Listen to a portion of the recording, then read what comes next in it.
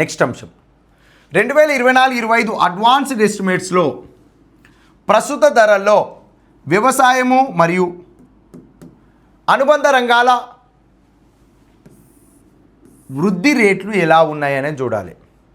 అంటే వ్యవసాయము దాని అనుబంధ రంగాల వృద్ధి రేట్లు అంటే మనం 2024-25 అడ్వాన్స్డ్ ఎస్టిమేట్స్లో వ్యవసాయ రంగం యొక్క వృద్ధి రేటు 6.1% అని చెప్పి మాట్లాడుకున్నాం. ఓకేనా, రైట్. మరి వ్యవసాయము దాని అనుబంధ రంగాలలో ప్రస్తుతం 2024-25 ఆర్థిక సంవత్సరంలో పంటల రంగం యొక్క విలువ ప్రస్తుత సంవత్సరాన్ని గత ఆర్థిక సంవత్సరంతో పోలిస్తే వృద్ధి రేటు తెలియజేస్తుంది.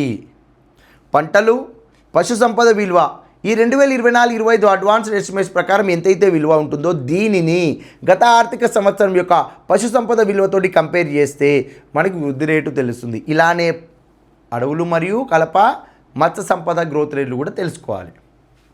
ఇక్కడ చూడండి, రాష్ట్రంలో వ్యవసాయ వృద్ధి పెరిగిన పంట ఉత్పత్తి పశువుల ఉత్పత్తి ద్వారా నడపబడుతుంది. అంటే తెలంగాణ రాష్ట్రంలో అగ్రికల్చర్ సెక్టార్ డెవలప్ అవడం అనేది క్రాప్స్ మరియు యానిమల్ హస్బెండరీ అనగా పశువులు పంటల నుండే జరిగే ఉత్పత్తి ద్వారానే అగ్రికల్చర్ సెక్టారు డెవలప్ అవుతుంది అని చెప్పి తెలియజేయడం జరిగింది. తెలంగాణ సామాజిక ఆర్థిక ముఖ చిత్రం 2025. 2024-25 అడ్వాన్స్డ్ ఎస్టిమేట్స్లో పంట రంగం యొక్క స్థూల రాష్ట్ర విలువ జోడింపు 1,06,708 కోట్లు. ఎంత అండి? 1,06,708 కోట్లు. ఏంటిది? పంటల రంగం యొక్క విలువ 1,06,708 కోట్లు. మరి 2023-24 ఆర్థిక సంవత్సరంతో పోలిస్తే ప్రస్తుత ఆర్థిక సంవత్సరం అడ్వాన్స్డ్ ఎస్టిమేట్స్లో పంటల రంగం యొక్క వృద్ధి రేటు ఎంత కలదు అంటే 6.7% కలదు. ఎంత అండి? 6.7% కలదు. నెక్స్ట్ ఇక్కడ ఎంత ఇచ్చిండు? పంటల రంగం యొక్క వృద్ధి రేటు 6.7% కలదు. 2024-25 అడ్వాన్స్డ్ ఎస్టిమేట్స్లో వ్యవసాయము మరియు దాని అనుబంధ రంగాల మొత్తం వృద్ధి ఎంత అండి? 6.1% అంచనా వేయబడితే ఈ వృద్ధి రావడానికి గల ప్రధాన కారణం ఏంటిదంటే ఆ వ్యవసాయ దాని అనుబంధ రంగాలలో పంటల రంగం యొక్క వృద్ధి 6.7%కి నమోదవడము, పశు సంపద యొక్క వృద్ధి 6.1%కి నమోదవడము. వృద్ధి నమోదవుతుంది అంటే 2024-25 ఆర్థిక సంవత్సరం యొక్క వృద్ధి ఇది. దీన్ని ఏం చేసినావు? 2023-24 ఆర్థిక సంవత్సరంతో పోల్చినావు.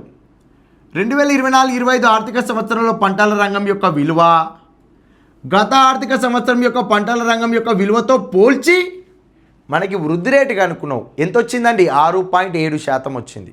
నెక్స్ట్ పశు సంపదకు సంబంధించి చూస్తే 2024-25లో వ్యవసాయం దాని అనుబంధ రంగాలలో పశు సంపద యొక్క వృద్ధి రేటు ప్రస్తుత ధరల్లో ఎంత కలదు అంటే మనకి 6.1%.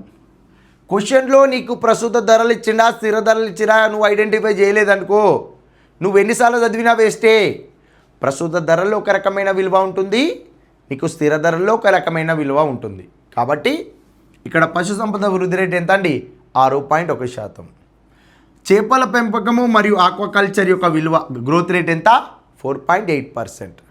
నెక్స్ట్ అటవీ మరియు కలప సేకరణ విలువ ఎంత? Growth rate -1.4%. నీకు -1.4% వచ్చిందంటే అర్థం ఏంటిదంటే 2024-25లో అడ్వాన్స్డ్ ఎస్టిమేట్స్ ప్రకారము అడవులు మరియు కలప సేకరణ యొక్క విలువ 1,00,000 కోట్లు అయితే, ఎగ్జాంపుల్కి చెప్తున్నా, 1,00,000 కోట్లు అయితే 2023-24 ఆర్థిక సంవత్సరంలో అడవులు మరియు కలప సేకరణ యొక్క విలువ ఎంత అంటే మనకి 1,10,000 కోట్లు. ప్రస్తుతమేమో 1,00,000 కోట్లు, గత ఆర్థిక సంవత్సరంలో 1,10,000 కోట్లు. అంటే నీకు గత ఆర్థిక సంవత్సరంలో అడవులు మరియు కలప సేకరణ ద్వారా వచ్చిన ఆదాయం కంటే ప్రస్తుత ఆర్థిక సంవత్సరంలో అడవులు మరియు కలప సేకరణ ద్వారా వచ్చిన ఆదాయం ఎక్కువ ఉందా తక్కువ ఉందా? తక్కువగా ఉంది. కాబట్టి నీకు వృద్ధి రేటు మైనస్లో వస్తుంది. వృద్ధి రేటు ఎప్పుడు ప్లస్లో వస్తుందంటే గత ఆర్థిక సంవత్సరంతో పోలిస్తే ప్రస్తుత ఆర్థిక సంవత్సరంలో అడవులు మరియు కలప సేకరణ విలువ అధికంగా ఉన్నప్పుడు మాత్రమే నీకు ప్లస్ ధనాత్మకంగా వృద్ధి రేటు రావడం జరుగుతుంది. ఓకేనా, ఇది చూసుకోవాలి. అడవులు మరియు కలప సేకరణ విలువ ఎంత అండి? -1.4. ఇప్పుడు 2024-25 అడ్వాన్స్డ్ ఎస్టిమేట్స్ ప్రస్తుత ధరల్లో వ్యవసాయము దాని అనుబంధ రంగాల వృద్ధి రేట్ల వరుస క్రమాన్ని గుర్తించండి అంటాడు. అప్పుడు ఫస్ట్ మనకి ఏం రావాలి? పంటలు వస్తుంది. ఫస్ట్ ఏమొస్తుందండి? పంటలు. నెక్స్ట్ ఏమొస్తుందండి? పశు సంపద. తర్వాత చేపల పెంపకం. తర్వాత అడవులు. ఏంటిది? తర్వాత అడవులు రావడం జరుగుతుంది. ఓకేనా, రైట్. ఇది ఆర్డర్ గుర్తుపెట్టుకోవాలి మనకి. నెక్స్ట్ 2024-25 అడ్వాన్స్డ్ ఎస్టిమేట్స్ ప్రస్తుత ధరల్లో వ్యవసాయము మరియు దాని అనుబంధ రంగాల యొక్క వృద్ధి రేట్ల వరుస క్రమము దిగువ నుండి పైకి అమర్చండి అంటే ఫస్ట్ అడవులు మరియు కలప, నెక్స్ట్ చేపల పెంపకము మరియు ఆక్వాకల్చర్, తర్వాత పశు సంపద మరియు పంటలు రావడం జరుగుతుంది. ఏమొస్తుందండి? ఫస్ట్ ఇక్కడ దిగువ నుండి ఎగువకు అమర్చండి అంటే ఫస్ట్ అటవీ సంపద మరియు అటవీ కలప వస్తుంది. నెక్స్ట్ చేపల పెంపకము, ఆక్వాకల్చరు. ఆ తర్వాత ఏమొస్తుందండి? పశు సంపద. ఆ తర్వాత ఏమొస్తుందండి? పంటలు. ఇది ఏంటిది? నీకు దిగువ నుండి ఎగువకు అమర్చడము. ఓకేనా, రైట్. ఇక్కడ ఎగువ నుండి దిగువకు అమర్చండి అన్నాడు. ఎగువ నుండి దిగువకు అమర్చడం దాంట్లో ఫస్ట్ ఏమొస్తుందంటే పంటలు, నెక్స్ట్ ఏమొస్తుందంటే పశు సంపద, ఆ తర్వాత చేపల పెంపకము, ఆ తర్వాత అడవులు మరియు కలప. ఇది ఆర్డర్. ఏంటిది? ఎగువ నుండి దిగువకు, దిగువ నుండి ఎగువకు అంటే ఇది ఆర్డర్. అంటే క్రింది నుండి పైకి, పై నుండి క్రిందికి. మనకి అవుట్లుక్లో ఇచ్చిన డాటా ప్రకారము మనమే ఇక్కడనే క్లియర్గా రాసుకోవాలండి. ఈ సైడ్కు ఎగువ దిగువ, దిగువ ఎగువ, ఇలానైనా ప్రశ్న అడగవచ్చు. ఓకేనా, రైట్. ఇవన్నీ మనం మాట్లాడుకునేది కరెంట్ ప్రైజెస్ ప్రకారము మాట్లాడుకుంటాం. గుర్తుపెట్టుకోండి. ఏంటిది? ప్రస్తుత ధరల ప్రకారము మాట్లాడుకుంటున్నాం. మరి మనకి స్థిర ధరల ప్రకారం ఎక్కడ దొరకాలి అంటే తెలంగాణ స్టేట్ స్టాటిస్టికల్ అబ్స్ట్రాక్ట్ ఉంటుంది మనకి రిపోర్టు. అక్కడ స్థిర ధరల విలువలు క్లియర్గా మనకి అక్కడ ఉంటాయి. ఓకేనా, రైట్. ఇప్పుడు చూద్దాం. నెక్స్ట్ 11వ వ్యవసాయ గణాంకాల ప్రకారము అంటే వ్యవసాయ కమతాల అంచనాల ప్రకారం అని అర్థం. ఇయర్ ఏంటిదండి? 2021-22 2021-22కి సంబంధించి ఇక్కడ క్లియర్గా చూస్తే రాష్ట్రంలో భూమి కలిగి ఉన్న నమూనా పరిమాణ తరగతి ద్వారా భూములు కలిగి ఉండడం అని మనకి అవుట్లుక్లో ఇచ్చారు. అంశం ఏంటిదంటే తెలంగాణ రాష్ట్రంలో ఉన్న భూకమతాలు ఎన్ని రకాలు? ఫస్ట్ అది తెలుసుకోవాలి. ఏంటండి? మొత్తంగా భూకమతాలు భారతదేశ వ్యాప్తంగా అయినా తెలంగాణ రాష్ట్ర వ్యాప్తంగా అయినా 5 రకాలు.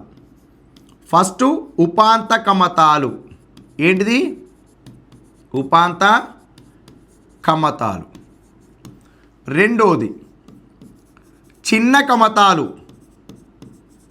చిన్న కమతాలు. సి దిగువ మధ్య కమతాలు. దిగువ మధ్య కమతాలు. డి మధ్య కమతాలు.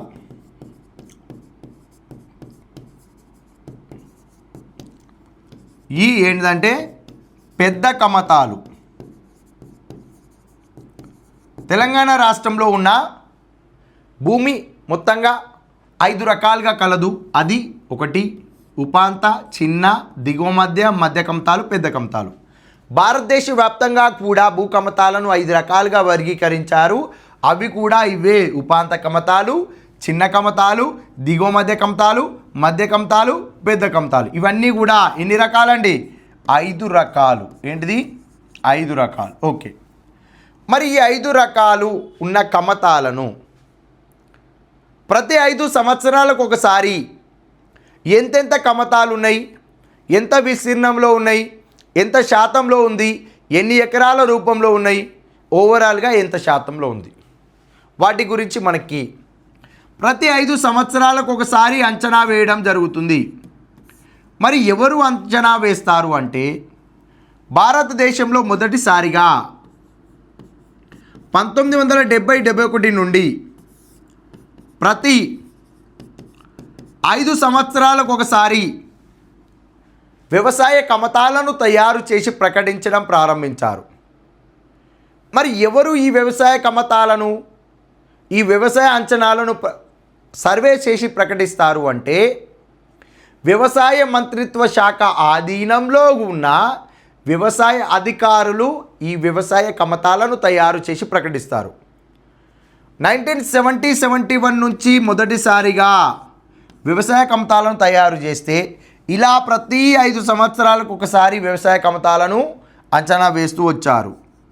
2015-16కు వచ్చేసరికి 10వ వ్యవసాయ గణన అనగా 10వ వ్యవసాయ కమతాలు, 2021-22కు వచ్చేసరికి 11వ వ్యవసాయ అంచనాలు. ఓకేనా, రైట్. మీరు ఒకసారి అబ్జర్వ్ చేయండి, వ్యవసాయ రంగము అనే టాపిక్లో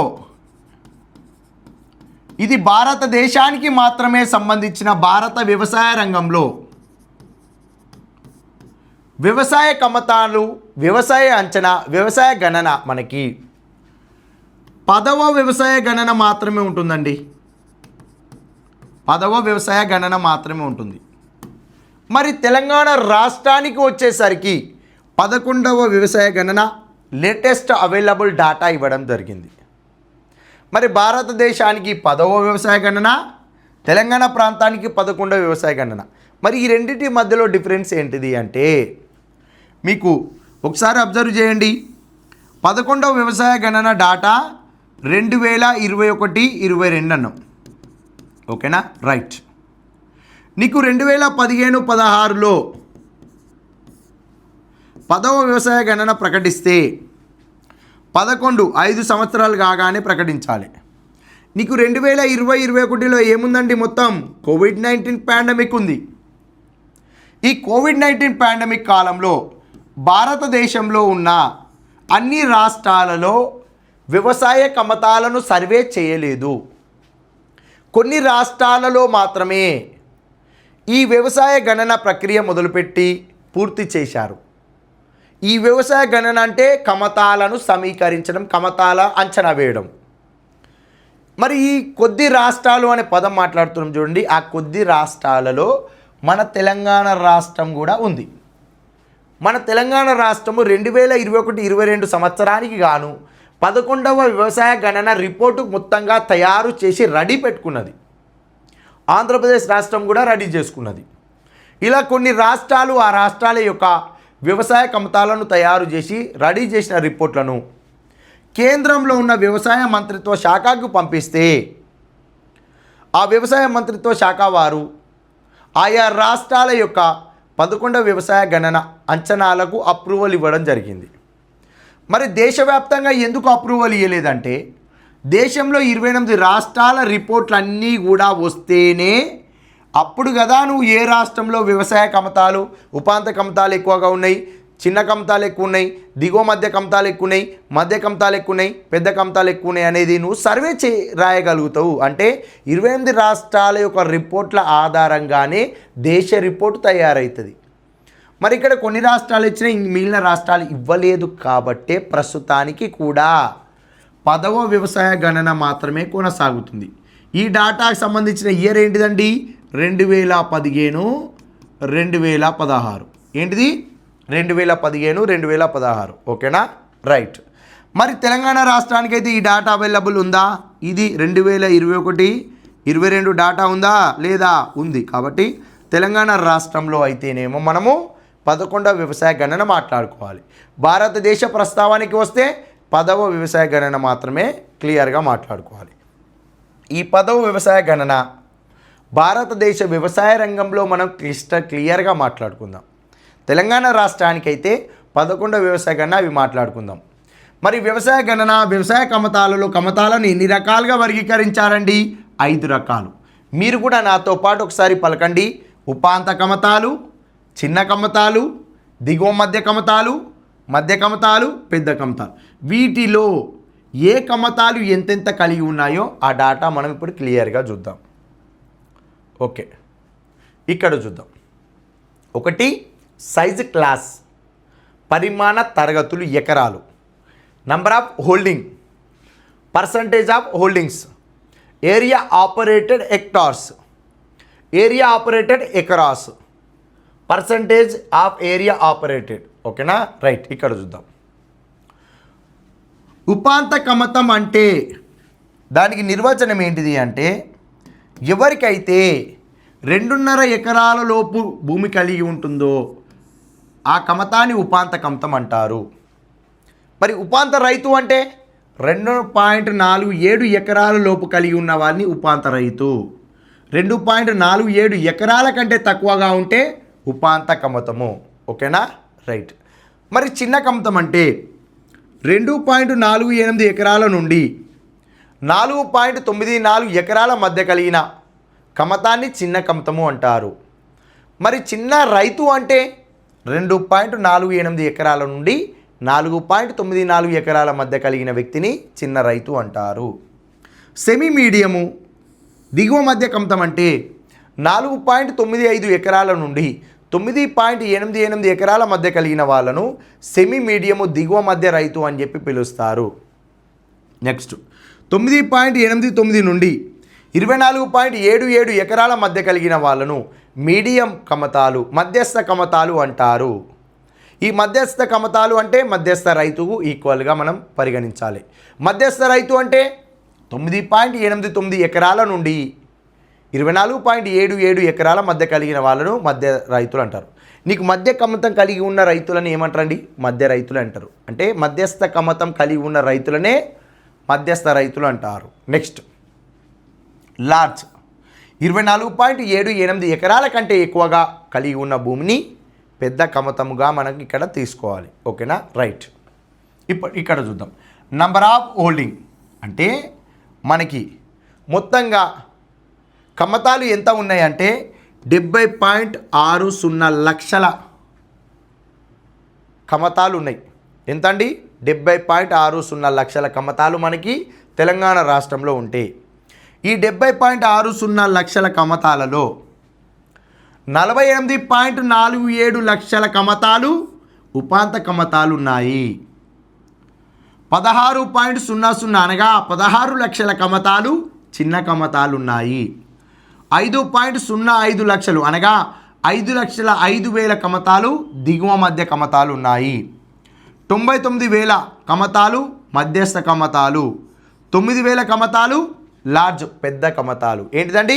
పెద్ద కమతాలు. ఓకేనా, రైట్. ఇక్కడ క్లియర్గా చూస్తే నీకు ఈ 70.60 లక్షలు ఉన్న ఈ మొత్తం కమతాలు 100% సమానము. ఓకేనా, 100% సమానం. ఈ 70.60 లక్షల కమతాలు ఉన్నాయి చూడండి. ఇందులో ఉపాంత కమతాలు 48.47 లక్షల ఉపాంత కమతాలు. ఓకేనా, రైట్. మరి 48.47 లక్షల ఉపాంత కమతాలు ఈ మొత్తంగా ఉన్న 70.60 లక్షల కమతాలలో ఎంత శాతము అంటే, ఈ 70.60% 100% అయితే ఈ 100%లో ఉపాంత కమతాలు ఎంత అంటే 68.7%. ఎంత అండి? 68.7%. మరి ఈ చిన్న కమతాలు ఎంత శాతము అంటే 22.7%. ఎంత? 22.7%. నీకు ఇక్కడ ఉపాంత కమతాలు చిన్న కమతాలు ఈ రెండు కలిపి సుమారుగా 90% పైగా, ఎంత అండి? 90% పైగా కమతాలను ఆక్యుపై చేసుకోవడం జరిగింది. ఎంత? 90% పైగా యావరేజ్గా. ఓకే, సెమీ మీడియం ఎంత అండి? 7.1%. అంటే సెమీ మీడియం కమతాలు 5,05,000. అంతేనా, రైట్. ఈ 5,05,000 సెమీ మీడియం కమతాలు దిగువ మధ్య కమతాలు ఈ మొత్తం కమతాలలో ఎంత శాతము అంటే 7.1%. ఈ మొత్తం కమతాలు 100% అయితే ఈ 100%లో 5,05,000 సెమీ మీడియం కమతాలు 7.1%కి సమానము.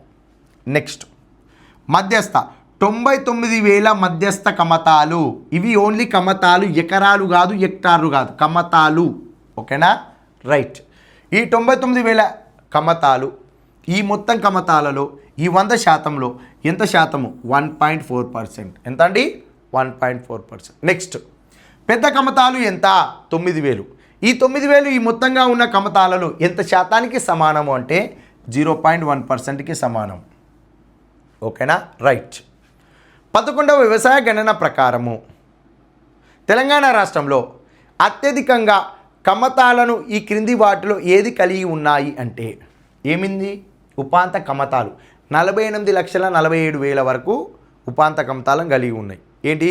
మార్జినల్ ల్యాండ్ హోల్డింగ్స్ అనేది మనకి అత్యధికంగా ఉన్నాయి. నెక్స్ట్ చిన్న కమతాలు, తర్వాత సెమీ మీడియం, తర్వాత మీడియం, తర్వాత లార్జ్. పర్సంటేజ్ ప్రకారం కూడా ఇదే ఆర్డర్ వస్తుంది. ఓకేనా? రైట్. ఇక్కడ చూద్దాం.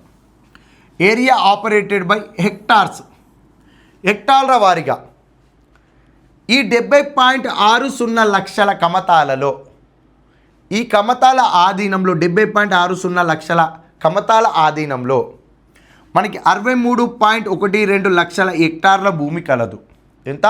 63.12 లక్షల హెక్టార్ల భూమి కలదు. ఇందులో ఉపాంత కమతాల ఆధీనంలో ఎంత భూమి ఉందంటే 20.67 లక్షల హెక్టార్లు మాత్రము.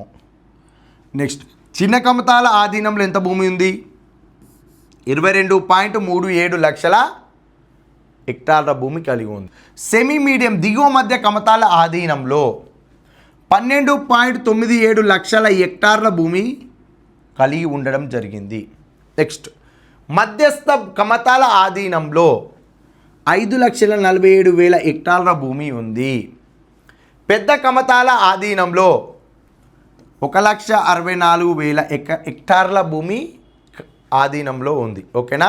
ఈ ఆర్డర్ చూసుకోవాలి. ఇక్కడ మీకు ఏరియా ఆపరేటెడ్ బై హెక్టార్స్ ఆధారంగా అనగా కమతాలలో భూమి వివరాలు హెక్టార్ల పరంగా చూస్తే ఈ క్రింది ఏ కమతంలో అత్యధికంగా హెక్టార్ల భూమి కలిగి ఉంది అంటే ఇక్కడ చూడండి. ఉపాంత కమతాల ఆధీనంలో ఉందా? చిన్న కమతాల ఆధీనంలో ఉందా? చిన్న కమతాల ఆధీనంలోనే అత్యధికంగా భూమి ఉంది. కాబట్టి హెక్టార్ల పరంగా చూస్తే చిన్న కమతాల ఆధీనంలో 22.37 లక్షల హెక్టార్ల భూమి ఉంది. కాబట్టి ఇది మొదటి స్థానంలో. రెండోది ఉపాంత కమతాలు, మూడోది దిగువ మధ్య, నాలుగోది ఏందండి మధ్యస్థ, ఐదోది ఏందండి పెద్ద. ఈ ఆర్డర్ గుర్తుపెట్టుకోవాలి మనం. ఓకేనా? రైట్. నెక్స్ట్ మీరు ఎకరాల వారీగా చూసినా నీకు ఇక్కడ హెక్టార్లు అధికంగా ఉన్నప్పుడు ఆటోమేటిక్గా ఈ హెక్టార్ను ఎకరాల రూపంలోకి మార్చినప్పుడు చిన్న కమతాలే అధికంగా ఉంటాయా, పెద్ద కమతాలు అధికంగా ఉంటాయా? చిన్న కమతాలే అధికంగా ఉంటాయి. నెక్స్ట్ ఉపాంత కమతాలు 20.67 లక్షల హెక్టార్లు అన్నాం. వీటిని ఎకరాల లోపుకి మారిస్తే ఎంతైంది? 51.08 లక్షల ఎకరాలకు మారింది. ఓకే. సెమీ మీడియము 12.97 లక్షల హెక్టార్లు అయితే ఎకరాల వారీగా చూస్తే 32.05 లక్షల ఎకరాలు. ఓకే. మధ్యస్థ కమతాల ఆధీనంలో హెక్టార్ల వారీగా 5.47 లక్షల ఎకరాల భూమి ఉంటే అది కాస్త ఎకరాల రూపంలోకి వచ్చేసరికి 13.52 లక్షల ఎకరాలుగా మారింది. పెద్ద కమతాల ఆధీనంలో 1,64,000 హెక్టార్ల భూమి ఉంటే అనగా 1.64 లక్షల హెక్టార్ల భూమి ఉంటే ఎకరాల వారీగా చూస్తే 4.05 లక్షల ఎకరాల భూమి పెద్ద కమతాల ఆధీనంలో ఉంది. ఓకేనా? రైట్. ఇక్కడ చూస్తే కమతాల వారీగా చూస్తే ఉపాంత కమతాలు ఎక్కువ, ఆ తర్వాత చిన్న కమతాలు, ఆ తర్వాత దిగువ మధ్య, ఆ తర్వాత మధ్య, ఆ తర్వాత పెద్ద కమతాలు. పర్సంటేజ్ ప్రకారము కమతాల పర్సంటేజ్ ఆధారంగా ప్రశ్న వస్తే ఉపాంత కమతాల పర్సంటేజీ అధికంగా ఉంటుంది. చిన్న కమతాలు సెకండ్ ప్లేస్లో, దిగువ మధ్య పెద్ద కమతాలు. ఏంది? పర్సంటేజ్ ప్రకారము ప్రశ్న వస్తాయి. ఓకేనా? రైట్. నెక్స్ట్ కమతాల ఆధీనంలో ఉన్న భూముల వివరాల ప్రకారము ఏ కమతాల ఆధీనంలో ఎక్కువ భూమి కలిగి ఉంది అంటే హెక్టార్ల వారీగా చూసినా ఎకరాల వారీగా చూసినా మనకి చిన్న కమతాల ఆధీనంలోనే అత్యధికంగా భూమి కలిగి ఉంది. ఆ తర్వాత ఉపాంత కమతాలు, ఆ తర్వాత దిగువ మధ్య, ఆ తర్వాత మధ్య, ఆ తర్వాత పెద్ద కమతాలు. ఓకేనా? రైట్. ఇక్కడ ఉపాంత కమతాల ఆధీనంలో ఉన్న భూమి మొత్తం భూమిలో ఎంత శాతం అంటే 32.8%. చిన్న కమతాల ఆధీనంలో ఉన్న భూమి మొత్తం భూమిలో ఎంత శాతము అంటే 35.4%. నెక్స్ట్ సెమీ మీడియం దిగువ మధ్య కమతాల ఆధీనంలో ఉన్న భూమి మొత్తం భూమిలో అనగా ఎంత శాతము 20.5%. నెక్స్ట్ మధ్య కమతాల ఆధీనంలో ఉన్న భూమి మొత్తం భూమిలో ఎంత శాతం? 8.7%. ఓకే. పెద్ద కమతాల ఆధీనంలో ఉన్న భూమి మొత్తం భూమిలో ఎంత శాతం? 2.6%. ఇక్కడ క్లియర్గా గుర్తుపెట్టుకోవాల్సిన అంశం ఏంటిదంటే మొత్తంగా ఉన్న కమతాలు 70.60 లక్షల కమతాలు. ఇందులో అధికంగా ఉన్న వాటి ఆర్డర్. నెక్స్ట్ మొత్తంగా హెక్టార్ల వారీగా ఎంత భూమి ఉంది? 63.12 లక్షల హెక్టార్లు. ఈ 63.12 లక్షల హెక్టార్లలో ఈ యొక్క ఉపాంత కమతమా, చిన్న కమతమా, సెమీ మీడియమా, మీడియమా, లార్జ్, ఈ 5 కమతాలలో ఏ కమతాల ఆధీనంలో ఎక్కువ భూమి ఉందో వాటి ఆర్డర్ గుర్తుపట్టుకోవాలి. ఎకరాల వారీగా చూస్తే 155.97 లక్షల ఎకరాలు. ఎంత అండి? 155.97 లక్షల ఎకరాలు. ఈ 155.97 లక్షల ఎకరాల భూమిలో కమతాల వారీగా ఏ కమతంలో ఎక్కువ భూమి ఉందో వాటి ఆర్డర్ గుర్తుపట్టాలి. పర్సంటేజ్ కూడా అదే. నీకు హెక్టార్లలో ఏ కమతంలో ఎక్కువ భూమి ఉందో ఆ కమతమే ఎకరాల వారీగా అధిక భూమిని కలిగి ఉంటుంది. శాత రూపంలో కూడా అదే కలిగి ఉంటుంది.